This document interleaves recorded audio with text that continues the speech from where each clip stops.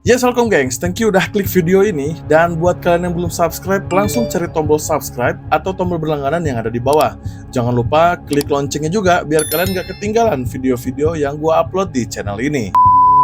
Oke, kali ini seperti biasa kita bakalan ngomongin cerita atau kasus, salah satu kasus yang menurut gue ini paling brutal, gengs. Karena apa? Karena di kasus ini ada anak remaja perempuan yang nyawanya dihilangkan setelah 44 hari penyekapan. Dan pelakunya juga ini masih anak-anak di bawah umur gitu, gengs. Nah, kasus ini tuh kayaknya kurang aja kalau kita belum bawain di channel ini gitu. Beberapa dari kalian juga udah pasti pernah dengar kasus yang satu ini. Katanya sih ya, kasus ini tuh berawal dari cinta yang ditolak, gengs. Jadi hati-hati aja, gengs. Jangan sembarangan nolak-nolakin orang. Karena bisa aja kalian berakhir seperti remaja dalam cerita ini. So, gengs, disclaimer dulu buat kalian yang nggak suka cerita tentang penyiksaan, tentang penghilangan nyawa, dan lain-lain.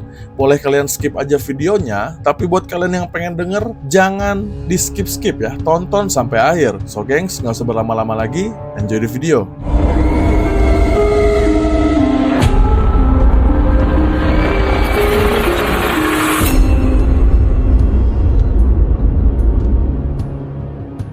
Junko Furuta, seorang remaja yang lahir pada tanggal 18 Januari pada tahun 1971. Dia lahir di Misato, Saitama, Jepang. Si Junko ini memiliki paras yang cantik, dikenal sebagai anak yang pintar dan juga lembut banget. Dia tinggal bersama kedua orang tuanya, sama kakak laki-lakinya dan juga adik laki-lakinya. Junko juga rajin membantu perekonomian keluarganya, gengs, atau perekonomian orang tuanya dengan cara bekerja paruh waktu yang nantinya uangnya dia bakalan pakai buat melanjutkan pendidikannya setelah SMA gitu. Menurut teman-temannya yang di SMA Yashio Minami, Junko ini memiliki cita-cita menjadi seorang penyanyi. Tapi tentunya cita-cita ataupun rencana dari si Junko ini harus pupus.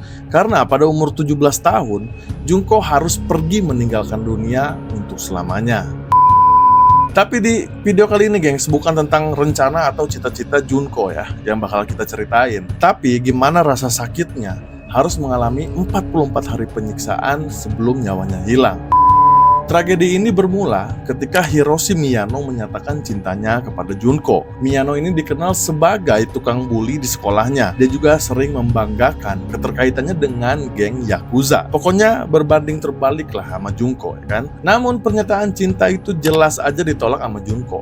Meskipun Junko ini menolak dengan bahasa yang bagus, tetap aja, gengs, hal inilah yang memicu atau menjadi awal kekejian dari Hiroshi Miyano.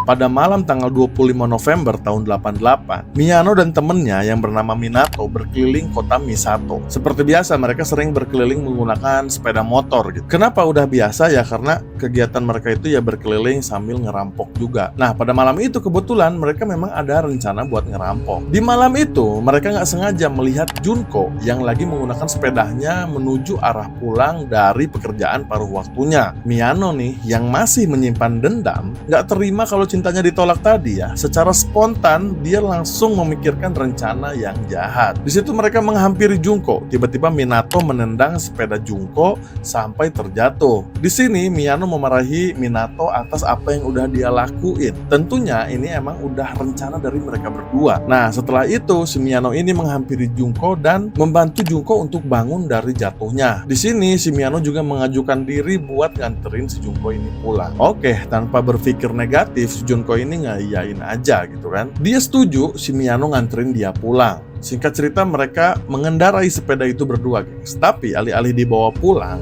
Junko ini malah dibawa ke sebuah gudang kosong. Nah, di gudang inilah Junko diancam harus mengikuti apapun yang Miyano bilang gitu. Kalau sampai si Junko ini nggak nurut sama si Miyano, dia mengancam kalau misalnya geng Yakuza bakalan membunuh seluruh keluarganya. Nah, di situ ya Junko ngangguk-ngangguk aja ya kan karena takut. Oke, perintah pertama dari si Miyano buat Junko adalah mengikutinya. Jadi dia suruh Junko mengikutinya ke sebuah hotel di Adachi menggunakan taksi. Nah, di hotel inilah Junko pertama kali dirudo paksa oleh Miyano. Setelah melakukan kebejatannya, keesokannya, Junko kembali diancam nih. Kalau mencoba melarikan diri, Yakuza bakal bikin perhitungan dan gak akan segan-segan buat ngebunuh seluruh anggota keluarganya Junko. Lagi-lagi ya kalian tahu sendiri, Junko pasti ngangguk-ngangguk karena dia takut. Setelah dari hotel di Adachi, Junko dibawa menuju ke rumahnya Minato. Infonya memang rumah si Minato ini sering dijadiin tongkrongan gitu ya, base campnya lah ya buat anak-anak berandal ini. Nah, di tempat inilah Junko mulai merasakan hidup seperti di dalam neraka. Infonya orang tuanya Minato itu tahu mereka tuh bawa cewek gitu, dan mereka bilang kalau misalnya cewek itu tuh salah satu pacar dari geng-geng mereka gitu, salah satu teman mereka. Dan juga orang tuanya si Minato ini nggak mau berurusan lah sama si Miyano, gengs, karena dia takut ya si Miyano ini kan sering ngomong-ngomong keterkaitannya dengan Yakuza. Jadi orang tuanya tuh males buat berurusan sama si Miyano. Joe Ogura dan juga Watanabe diundang sama Miyano buat ke rumah Minato. Nah, di situ kenapa dia undang ya buat ikutan nyiksa si Junko ini. Jadi udah mulai penyiksaan nih, mau mulai dia nggak manggil-manggil yang lain juga, gengs, biar nyiksa gitu. Nggak tahu biar puas atau gimana. Padahal yang lain tuh nggak ada urusan lah sama si Junko kan, cuma si Miyano doang yang cintanya ditolak tadi. Nah, si Junko yang nggak pulang ke rumah ini membuat orang tuanya khawatir pastinya. Pada tanggal 27 November, 2 hari setelah mereka melakukan kejahatannya, si orang tuanya Junko ini melaporkan ke polisi kalau anaknya Junko nggak pulang-pulang dan nggak ada kabar. Nah, mendengar hal ini, Miyano menyiasati dengan cara memaksa si Junko buat nelpon ke orang tuanya dan bilang kalau dia tuh lagi nginep di rumah temen dan baik-baik aja gitu. Udah gak usah dicari, ke polisi cabut aja laporan kalau si Junko ini hilang gitu. Dan itu berhasil, gengs. Orang tuanya si Junko langsung mencabut laporan. Dia bilang kalau misalnya anaknya ternyata ada dan lagi nginep di rumah temennya gitu, baik-baik aja. Ya akhirnya otomatis polisi juga menghentikan pencariannya. Nah, karena hal itu si Miyano ini merasa aman banget, gengs. Sudah nyulik si Junko kan. Di situ dia terus melakukan aksinya. Junko diruda paksa mungkin lebih dari ratusan kali dengan ratusan orang yang berbeda-beda. Karena setiap harinya ya si Miyano ini mengundang teman-teman Yakuzanya buat datang ke rumah Minato dan meruda paksa si Junko gitu. Selain pelecehan seksual, Junko juga menerima kekerasan fisik. Dia digantung di tengah ruangan tanpa busana dan dijadikan samsak tinju sampai organ dalamnya terluka. Bayangin, satu cewek digantung di tengah ruangan tanpa busana, terus dijadiin samsak sama beberapa orang. Ya jelas lah kalau organ dalamnya sampai terluka. Junko juga disuruh menari, gengs, mengikuti alunan musik tanpa pakaian, dan juga disuruh melakukan masturbasi di depan mereka. Gak jarang juga nih benda-benda tajam dimasukin ke dalam alat vital dan juga anusnya, ya kayak logam dan juga batang besi gitu. Nah, infonya ya, bohlam lampu yang masih panas pernah mereka masukin ke dalam alat vitalnya si Junko. Gak habis di kekerasan fisik nih, si Junko juga disuruh minum banyak alkohol. Dia disuruh banyak minum susu dan juga air dalam jumlah yang besar. Dia disuruh merokok 2 batang sekaligus dan juga disuruh menghirup asap pengencer cat. Bayang kan? Terus lebih gila lagi nih, si Junko ini disuruh minum air kencingnya sendiri. Dan dia juga disuruh makan kecoa hidup-hidup. Bayangin, sekeji apa Minato, Miyano, dan juga teman-teman lainnya. Pada hari ke-16 penyiksaan nih, gengs ya, katanya ada seorang pria yang diintimidasi oleh si Miyano dan dibawa ke rumahnya Minato. Nah, mungkin karena si Miyano ini memang tukang bully gitu, ada anak culun cowok gitu, dia intimidasi kan, dia bully, terus dia culik, disuruh datang ke rumah Minato. Nah, di rumah si Minato ini, si anak yang dia bully tadi disuruh meruda paksa si Junko. Padahal ya si anak ini nggak mau gitu, nggak mau melakukan itu, tapi ya mau gimana lagi, orang udah diintimidasi sama Miyano. Nah, ini sempat jadi secercah harapan nih buat si Junko, guys. Karena apa? Karena pada saat si anak cowok ini yang diintimidasi tadi dilepasin sama si Miyano, udah beres gitu hari itu, dia tuh ngelaporin ke saudara kandungnya gitu, atau saudara laki-lakinya. Dia bilang kalau di rumah Minato ini atau di rumah itu tuh ada orang atau ada cewek yang lagi disekap, mending kita lapor ke polisi.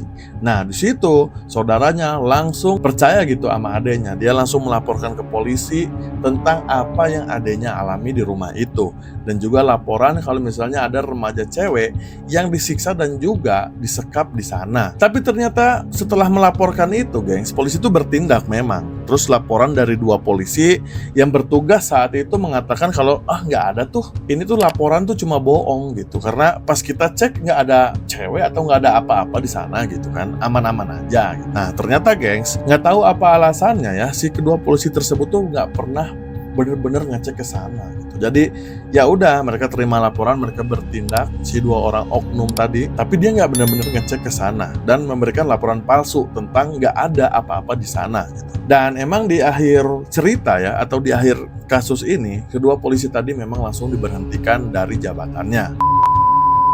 Balik lagi ke Junko, gengs ya. Junko juga pernah mengalami situasi di mana dia sempat punya kesempatan buat mencoba menelpon polisi dari rumah Minato. Tapi sayangnya sebelum teleponnya diangkat, Miyano ini udah notice duluan ke gap gitu. Dan ya udah, akibat itu Miyano marah dan langsung menghukum si Junko. Karena hal itu, kaki si Junko ini dibakar, gengs.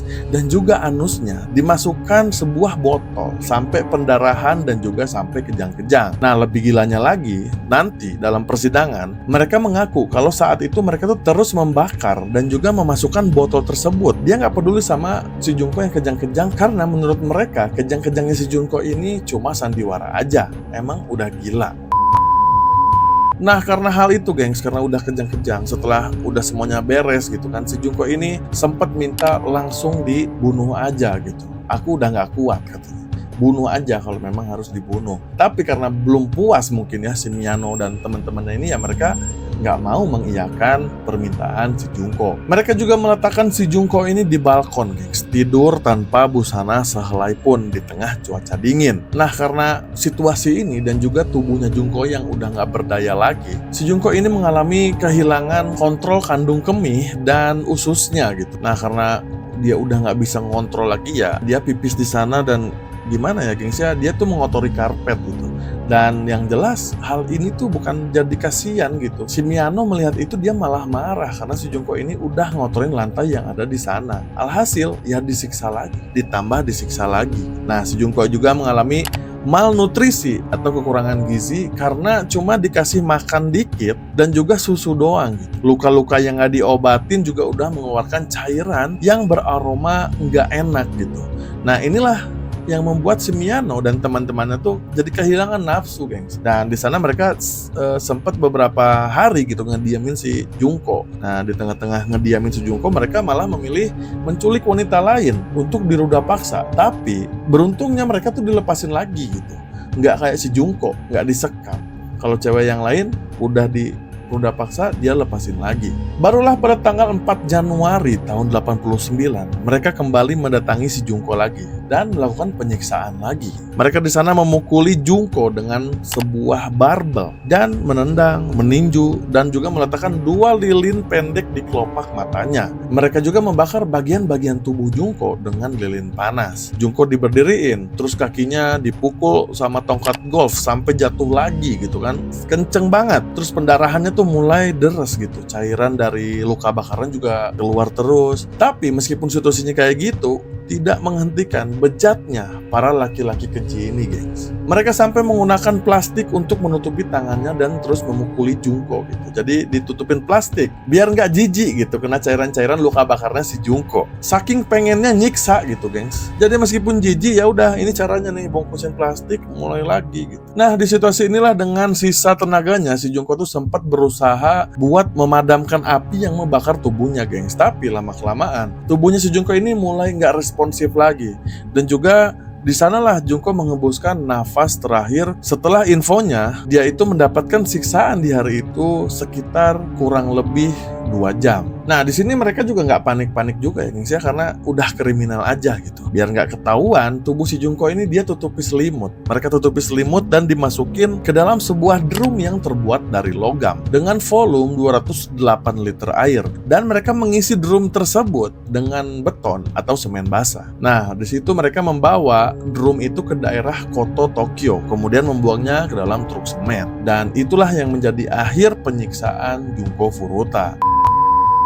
Nah, gengs, infonya ya, berandal-berandal ini ketangkapnya tuh bukan karena kasusnya Junko, tapi karena kasus lain gitu. Tapi kasus lain ini yang mereka lakukan pas si Junko ini lagi disekap. Nah, berandal ini kan melakukan kriminal tuh dengan meruda paksa beberapa wanita. Akhirnya mereka ditangkap pada akhir Januari atas beberapa kasus ruda paksa, bukan si Junko gitu. atas wanita lain. Nah, barulah pada tanggal 29 Maret telah melakukan rangkaian investigasi, gengs. Mereka mengaku kalau mereka juga udah menculik seorang gadis yang bernama Junko Furuta. Mereka menceritakan semua kronologinya dan memberikan informasi di mana mereka membuang jasad Junko Furuta. Dan bener aja, setelah diselidiki, drum berisi jasad Junko ditemukan besoknya pada tanggal 30 Maret tahun 1989. Pada kasus ini, hakim benar-benar kesulitan atas tekanan publik, gengs. Karena apa? Karena atas kejahatan itu harusnya dihukum semaksimal-maksimalnya. Bayangin, dari semua kejahatan yang mereka lakuin harusnya mereka dapat hukuman yang besar banget, yang setimpal banget. Tapi karena adanya peraturan hukuman anak di bawah umur,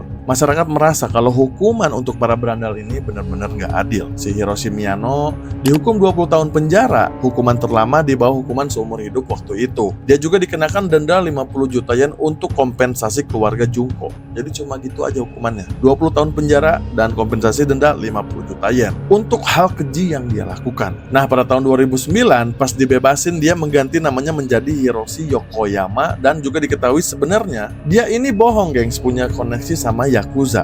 Di tahun 2013 kembali lagi ditangkap polisi gara-gara dicurigai melakukan penipuan bank. Tapi karena kurangnya bukti, dia dibebasin lagi atau nggak jadi dituntut. Joe Ogura dijatuhi 5-10 tahun penjara dan bebas pada tahun 1999. Dia juga mengubah namanya menjadi Joe Kamisaku. Namun, pada tahun 2004 kembali ditangkap atas penyerangan seseorang yang menurutnya terlibat dengan pacarnya. Si Joe lagi-lagi dihukum 4 tahun penjara dan bebas lagi di tahun 2009.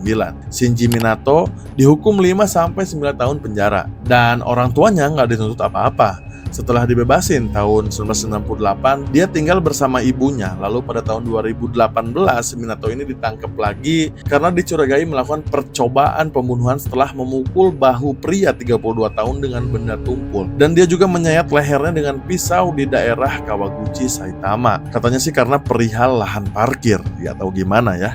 Nah, di situ dia dijatuhi hukuman 1 tahun 6 bulan, ditangguhkan dengan masa percobaan selama 3 tahun. Sedangkan Yasushi Watanabe dijatuhi 5-7 tahun penjara aja. Kalau si Watanabe ini dia sempat ngajuin banding tapi ditolak. Hingga akhirnya dia bebas pada tahun 1996. Setelah itu dia meninggalkan kampung halamannya dan tinggal bersama ibunya di daerah lain. Nah, hukuman-hukuman itulah yang nggak diterima masyarakat, gengs. Masyarakat saat itu merasa kalau misalnya hukuman mereka itu nggak adil gitu atas apa yang mereka perbuat kepada si Junko Furuta gitu. Si Junko ini disiksa abis-abisan banget gitu.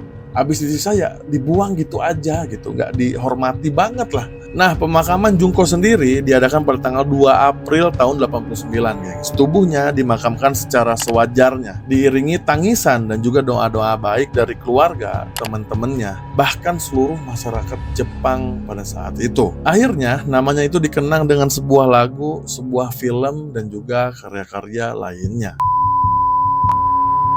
So, gengs, gimana menurut kalian tentang kasusnya si Junko ini? Kalau menurut gue emang ini yang paling brutal sejauh ini ya. Kalau lihat dari cerita-ceritanya, itu versinya banyak juga, gengs. Keji-keji juga pokoknya.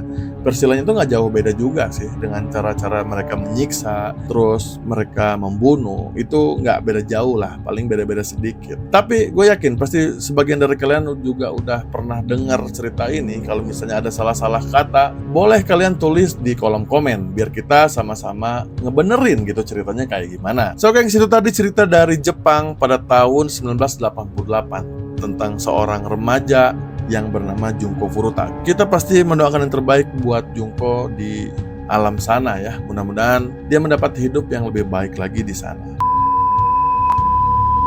Jangan lupa like, share, dan juga subscribe tentunya biar gue lebih semangat lagi buat bangun channel ini. Dan semoga video tadi bisa nambah informasi buat kalian, meskipun cuma 0,1% dari banyaknya informasi yang ada di dunia ini. See you on the next, guys. Ciao.